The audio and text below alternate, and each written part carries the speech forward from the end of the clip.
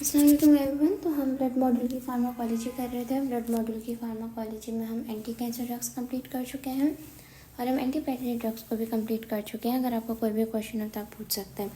आज से हम एंटी कोगुलेंट ड्रग्स को शुरू कर रहे हैं और एंटी कोगुलेंट ड्रग्स में हमारे पास मेनली हेपरिन और वारफरिन ही आता है।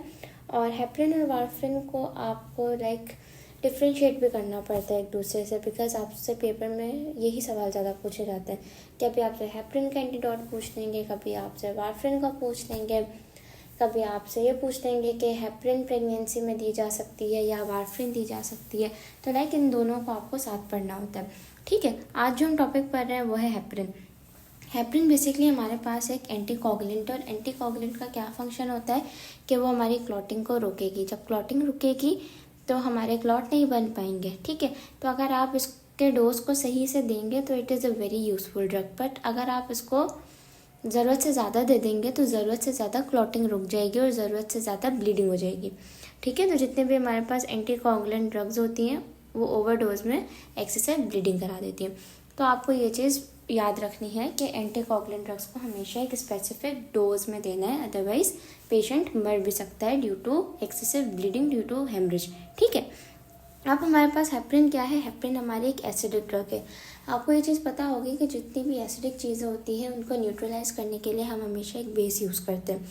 ठीक है, तो हमारे पास हेपरिन एक एसिडिक ड्रग है। अगर आपने कभी किसी को ओवरडोज दे दिया हेपरिन का, उसमें टॉक्सिसिटी हो रही है, तो आपको ऑन द स्पॉट प्रोटामीन देनी है, बिकॉज प्रोटामीन एक बेस है जो इस एसिडिक हेपरिन को न्यूट्रलाइज कर देगी।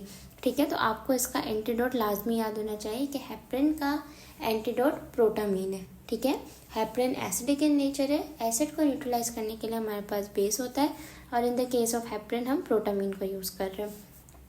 हेपरिन को डिटेल में समझने से पहले आपको 3 टर्म्स को लाजमी याद रखना है। एक है अनफ्रैक्शनड हेपरिन, जिसे हम हाई मोलिकुलर वेट हेपरिन भी कहते हैं। दूसरा हमारे पास है लो मोलिकुलर वेट हेपरिन। ठीक है, अब हमारे पास जो अनफ्रैक्शनड हेपरिन है, जो हाई मोलिकुलर वेट हेपरिन है, वो ज़रा पुरानी ड्रग है। पुरानी होगी तो ऑब्वियसली इसकी बायो अवेलेबिलिटी कम होगी, इसकी डोजेस आपको ज़्यादा देने पड़ेंगे तभी जाके अच्छे से काम करेगी, इसकी इफेक्टिवनेस कम होगी। और साथ ही साथ ये इनडायरेक्टली क्लॉटिंग को इनहिबिट करती है। डायरेक्टली जाके ये क्लॉटिंग में कुछ काम नहीं कर सकेगी, हमेशा इनडायरेक्टली आपकी क्लॉटिंग को रोकेगी।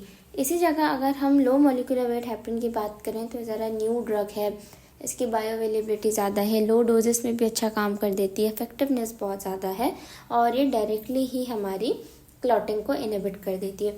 जो तीसरी टर्म है वो है हमारे पास फोंडापेरिनेक्स। फोंडापेरिनेक्स हमारी बेसिकली एक सिंथेटिक फॉर्म होती है, ये भी हमारी डायरेक्टली क्लॉटिंग को इनहिबिट कर सकती है। अब जो फोंडापेरिनेक्स है ना, हम उसको अकेले नहीं देते, हम फोंडापेरिनेक्स को या तो अनफ्रैक्शन हेपरिन के साथ मिला के या लो मोलिकुलर वेट हेपरिन के साथ मिला के दे रहे होते हैं। मकसद ये होता है सिंथेटिक फॉर्म है तो ये हेपरिन की एक्टिविटी को बढ़ा देगी और अच्छा बना देगी। ठीक है, तो फोंडापेरिनेक्स देने का मकसद सिर्फ और सिर्फ इफेक्टिवनेस बढ़ाना है और अच्छे से रिजल्ट हासिल करना है। ठीक है, अब हम कुछ इंपॉर्टेंट पॉइंट्स देख लेते हैं जो हमारे कैप्सूल में मेंशन थे कि जो हेपरिन है वो हमारे पास लार्ज पॉलीसैकेराइड पॉलीमर है, हमारे एनिमल्स से हासिल की जा सकती है। अनफ्रैक्शन हेपरिन, जिसको हम हाई मोलिकुलर वेट हेपरिन कहते हैं, उसका मोलिकुलर वेट 15,000 to 20,000 होता है। अच्छी खासा वेट ये कैरी कर रहा है। रूट ऑफ एडमिनिस्ट्रेशन हमेशा आईवी होगा। देखें, ये बहुत कॉमन सी बात है, कॉमन सेंस वाली बात है कि आपकी क्लॉटिंग वेजल्स में हो रही है, राइट। तो आपको हेपरिन को वेजल के अंदर ही डालना है, तभी जाके वेजल की क्लॉटिंग रुकेगी, राइट। तो आप रूट कौन सा यूज़ करोगे? ऑब्वियसली इंट्रावीनस रूट यूज़ करोगे, राइट। और अगर कभी आप इंट्रावीनस रूट यूज़ नहीं कर सकते तो आपको हमेशा सबक्यूटेनियस रूट यूज़ करना है। क्यों? क्योंकि जब हम IM यानी मसल्स के अंदर इंजेक्शन लगाते हैं तो वहाँ पे हीमाटोमा बनने के बहुत ज़्यादा चांसेस होते हैं, तभी हम सबक्यूटेनियस रूट को ज़्यादा प्रेफर करते हैं ताकि हमारा हीमाटोमा ना बने। अगर हम लो मोलिकुलर वेट हेपरिन की बात करें, जो कि नई ड्रग है जिसकी बायो अवेलेबिलिटी ज़्यादा है, उसका मोलिकुलर वेट सिर्फ और सिर्फ 2,000 से 6,000 है। आप देखिए कहाँ 15,000 20,000, कहाँ 2 से 6,000, right.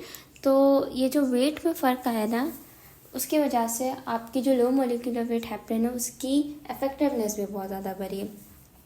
Low molecular weight heparin में हमारे पास जो मेनली ड्रग आती है वो है एनोक्सापैरिन। एनोक्सापैरिन की बायोअवेलेबिलिटी भी बहुत ज़्यादा है, ड्यूरेशन ऑफ एक्शन भी ज़्यादा है, साथ ही साथ इसके डोजेस बहुत कम रिक्वायर होते हैं, 1 और 2 डेली, और इसमें बहुत अच्छा काम कर देती है। फोंडापेरिनेक्स हमारा सिंथेटिक ड्रग होती है और ये हमारे इन्फेक्शन और लो मोलिकुलर वेट हेपरिन दोनों के साथ यूज़ की जा सकती है। फोंडापेरिनेक्स का रूट ऑफ एडमिनिस्ट्रेशन क्या है? सबक्यूटेनियस है। अब हम आ जाते हैं इसके मेन मैकेनिज्म ऑफ एक्शन पे। देखिए हमारा जो एंटी थ्रोम्बिन है, पहले उसका आपको फंक्शन पता